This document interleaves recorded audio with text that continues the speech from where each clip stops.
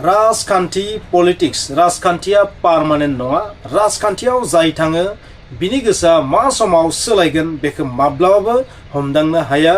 राजखान्थि माने पावारनि जि पलिटिक्स बा पावारनि जि लभ बे जोबोर गिलुबालु जोबोर माने माब्लाबाबो फिक्स खालामजानाय मुवा नङा पार्मानेन्ट नङा बे जोबोर दोरोदसुला बेखौ नोंथांमोना बुंनो गोनां जेबो गैया नाथाय जों मोनसे बाथ्राखौ बुंनांगोन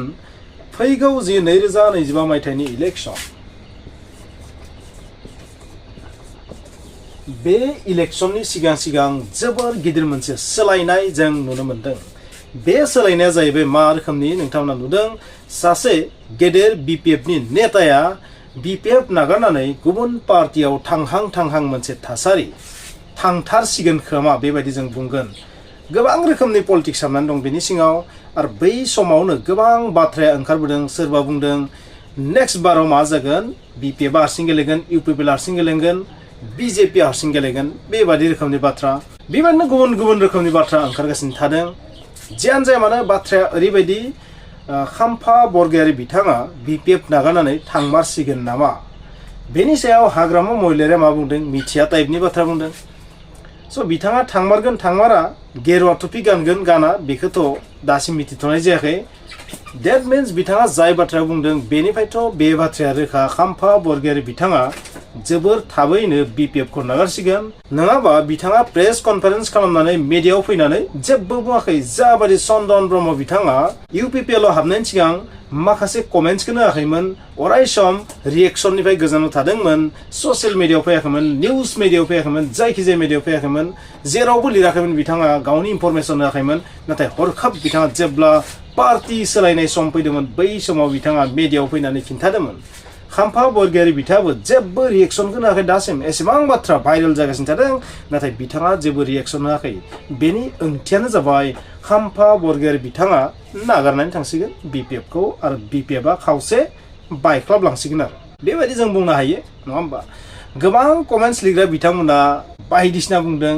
यूपीपीएलनि सापर्टार बायदिसिना बुंदों नाथाय आं नोंथांमोनखौ मोनसे बाथ्रा बुंगोन सापर्टारनि खोथाखौथ' नोंथांमोना बहुत कौटि किल'मिटाराव दोनहरथ' बेखौ नोंथाङा उनावबो रायबाय थानो हागोन नाथाय आं जाय बाथ्राखौ बुंदों बे बाथ्राया सैथो नंगौना नङा बेखौ नोंथांमोना बुंबानो जाबाय जे खाम्फा बरगयारी बिथाङा नोंथांमोनखौ मा जाहोननि थाखाय नागारनानै थांसिगोन बेखौ नोंथांमोना मानो खिन्थानो हायाखै बेखौ मानो नोंथांमोना डेमेज कन्ट्रल खालामनो हायाखै बेखौसो नोंथांमोना खालामनांगोन जुदि बिथाङा थाङोबाथ' थारैनो बीपीएफआ खहा जागोन ना बेखौसो नोंथांमोना डेमेज कन्ट्रल खालामनायखौ साननांगौ जोंथ' ससियेल मिडियायाव भिडिअ लाबोग्रा सुबुंखा जों लाबोखागोन जि नुदों बेखौ बुंगोन बिनि सिङाव मा दं गैया जों बेखौ बुङा बुंनो गोनांथि गैया जों स' नोंथांमोना जायफोरा कमेन्ट्स लिरो बै कमेन्ट्स लिरग्रा नोंथांमोना बुंदो नोंथांमोना थारैनो बुं बेखौ माबोरै होबथानो हागोन बेबायदि सासे उनाव सासे लिडारा थांबाय थायोबा मा जागोन हाग्रामा महिलारि सार मा बुंखो जे बे जि थांनाय इलेक्शनफोर बेथ' ओरैनोसो गेलेदों जों नङा होमबा बिथांनि बाथ्रायाथ' बहुद रेजें जादों ओरैनोसो गेलेदों आसलियाथ' दासो जागोन ना आसलिया नेक्स्ट 2025 मायथाइयाव फैगोन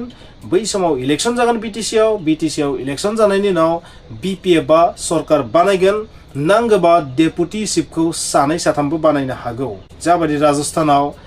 डेपुटी चिफ मिनिस्टार थायो नङा होमबा स' बेबायदि सानै साथामखौ बानायनो हागोन बेबायदि अभार कनफिडेन्सआव बिथाङा बुंदों बिथाङा जेसेबां कनफिडेन्सजों बाथ्रा बुङो एसेबांनो जेनलांगासिनो थादों बीपीएफ स' बिनि आन्दोआव बुंनो थाङोबा जों ओरैबायदि आइडिया खालामनो हायो हाग्रामा महिलारि सारा गावनि नेताफोरखौ दैदेनगिरि बिथांमोनखौ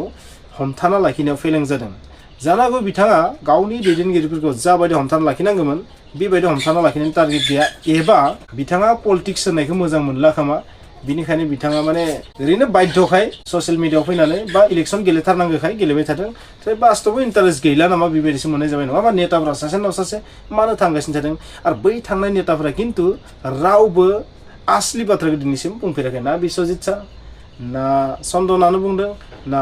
खाम्फा बरगयारी बिथाङानो बुंदों गासैबो थांनायखौ जों मानदों बिश्वजित दैमारी बिथाङा एबसुनिफ्राय थांनाय एबसुनि बेकग्राउन्डनि सुबुंमोन चन्दन ब्रह्म बिथाङाबो जेबो हाथियार लाग्रा सुबुं नङामोन बिथाङा सिभिल लाइननिफ्राय फैनाय सुबुं नङा होमबा बिथाङाबो एबसुनिनो मानसिमोन मोनसे समाव आरो बिनि अनगायैबो गुबुन माखासे नेता दङ बीपीएफआव जायफोरा एबसु बेकग्राउन्डनिफ्राय थांनाय सोरबा साहित्य बेकग्राउन्डनिफ्राय थांनाय बेबायदि नेता माखासे दङ नाथाय खाम्फा बरगयारी बिथाङा एसे डिफरेन्ट बेखौ आं बुंला मा डिफरेन्ट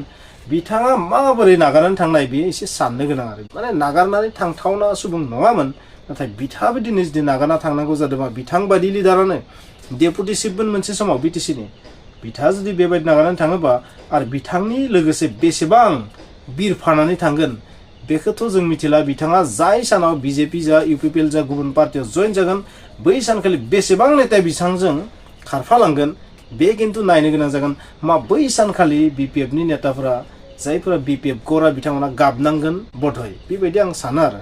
स' बेबायदि नेताजोंथ' बहुत मानसि थांफानाय चान्स दं नालाय बेनिखायनो बेयो साननो गोनां जादों आरो फिउचाराव थारैनो बिपिएफनि कन्डिशना मा जागोन बिदिब्ला सासे उनाव सासे नेताफोरा बेबायदि थांबाय थायोबा मा जागोन बेनिखायनो बिथांमोना मोनसे खामानि मावनांगौ जेसेबां हायो नेताफोरखौ लाखिनो थाखाय नाजानांगौ बेखौ नाजायाबा मा जागोन पार्टिया दुर्बल जागोन स' जायफोरा कमेन्ट्स लिरो कमेन्ट्स लिरग्रा नोंथांमोना सापर्टार टापर्टार बेफोरखौ साननाङा बेफोरखौ साननानै लाब गैया रावनिबो सापर्टार नङा जों जाबाय निउट्रेल पार्सन जों निउट्रेल जोंनि बुंनायनिफ्राय रावबो पार्टिनि जेबो खहाबो जाया लाबबो जाया जों जास्ट खिन्थाय लोगोफोर